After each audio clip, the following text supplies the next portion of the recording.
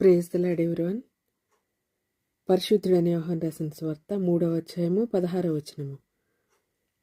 దేవుడు లోకమును ఎంతో ప్రేమించెను, కాగా ఆయన తన అద్వితీయ కుమారునిగా పుట్టిన వాని యందు విశ్వాసముంచు ప్రతివాడును నశింపక నిత్యజీవం పొందునట్లు ఆయనను అనుగ్రహించెను.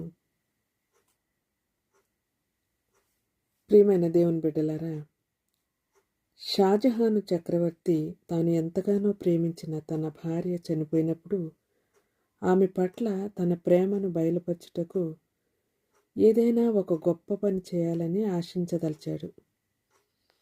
20,000 మంది నిపుణత కలిగిన పనివారితో 22 సంవత్సరాలు 40 కోట్ల రూపాయల వ్యయంతో పాలరాతితో కట్టిన అతి సుందరమైన తాజ్మహల్ నేటికి ప్రపంచంలోని అద్భుత కట్టడాల్లో ఒకటిగా ఉంది. కానీ మనలను ప్రేమించిన దేవుడు రాతితో వజ్ర వైఢూర్యాలతో మన సమాధులను కట్టదలచలేదు. కానీ మన పాపములలో మనము చనిపోకుండా నిమిత్తము తన అద్వితీయ కుమారుని ఈ లోకంలోనికి పంపారు.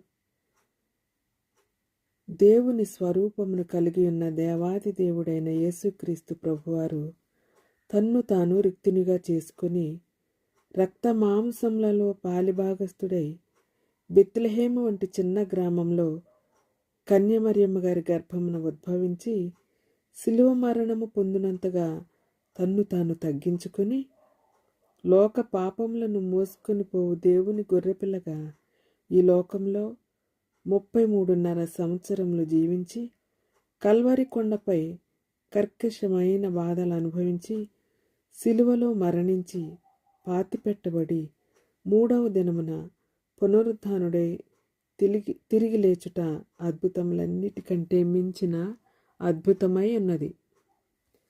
ప్రియమైన దేవుని బిడ్డలారా, సృష్టి ఎంత గొప్పదైనప్పటికీ పెద్దదైనప్పటికీ దేవుని అనంత సృష్టితో పోలిస్తే మనం దుమ్ము ధూళి వంటి వారమైనప్పటికీ తన ఆకారంలో ఆయన రూపంలో సృష్టించుకున్న మానవుని పైననే దేవుని ప్రేమ ఉన్నది. దేవుడు ప్రేమించింది భూలోకమును, అంటే ఈ భూమిలోనున్న నిన్ను నన్నే. యెహోవా కనుదృష్టి యథార్థవంతులను బలపరుచుటకు లోకమందంతటా సంచరించుచున్నదని మన వాక్యంలో చదువుకుంటూ